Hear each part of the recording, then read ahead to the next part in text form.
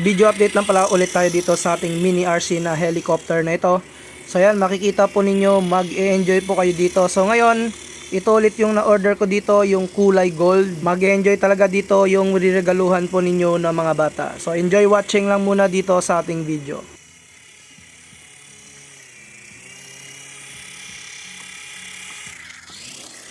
Buto.